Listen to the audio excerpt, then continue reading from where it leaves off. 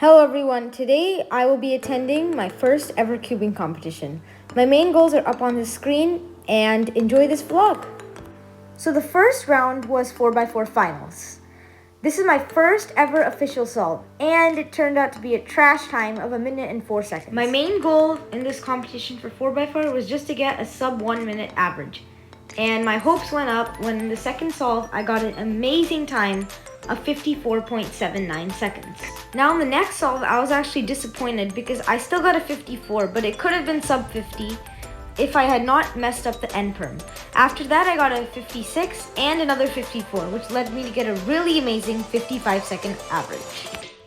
Now the next event was 3x3 round 1. The pressure was on and I wanted to get a sub 15.5 second average. In the first solve, I was really happy because I got a 15.38 second solve. So for the second solve, I just went all out really fast, hoping for a super good time.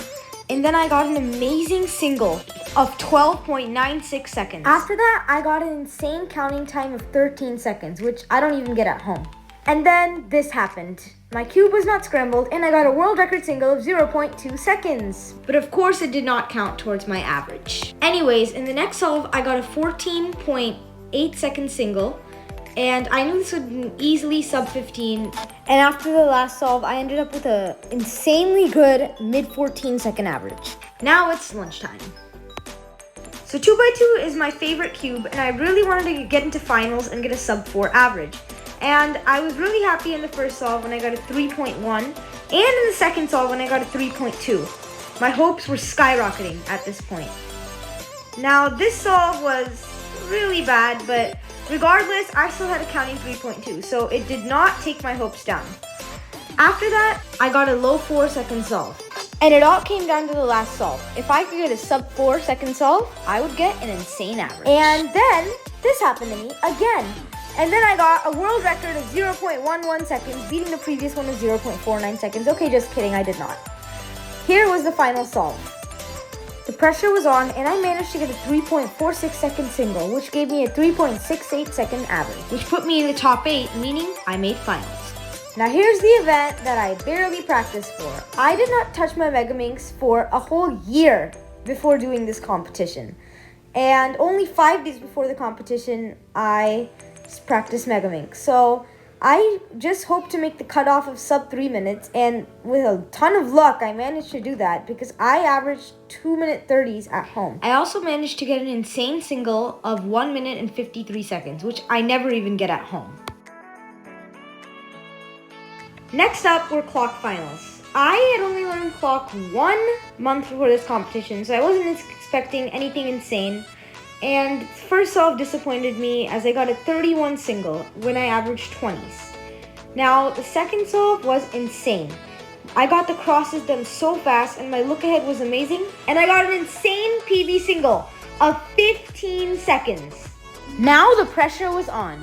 I wanted to get a really good counting time so that my average would be as good as possible. And I ended up getting an 18.5 second single, which is a really good time for me. All of these clock scrambles were super good, and on the fourth one, I still managed to get an amazing single of 22 seconds, and I managed to end off the average with an 18-second single, which gave me an average in the low 20s. Overall, I was really happy with my performance in this event. Now here came the most disappointing event of the competition. There always has to be one event that's disappointing. In Skewb, I usually average about sub 11, and I started off with a 14-second solve. After that, I got a 10-second solve, which wasn't bad for me, so my hopes started to become higher. But then the third solve ruined everything. I had a counting 13, and I thought there'd be no way I could pull off something insane that would get me to sub 11. Now, I did get a really nice single of 990 and another really good single of 7 seconds right here, but it was not enough to get my average to sub 11. So after this was the second round of 3x3. My goal was just to beat my average from the first round. Now it started off pretty well with me getting a 14.8 second solve. And then came one of the luckiest scrambles I've ever experienced in 3x3. All my look ahead was good, the OLL case was good, and I ended up with a wiper rim to get an amazing single of 11.9 seconds in competition. After this, the pressure was on. I really knew that I could get an insanely good counting time, and I managed to do that by getting a 12-second counting time. After this, I just had to get one more good solve, and I knew that this average would be amazing. And I managed to get that good time by getting a 14.5. But it was not over yet. I got an even better time for my last solve, and I managed to get a 13.4 second average, which I rarely even get at home. Next up was 2x2 finals. My goal was just to get a sub 4 second average, and I started off with a really good single of 3.46 seconds. After that, I got a okay solve of 4.0 seconds.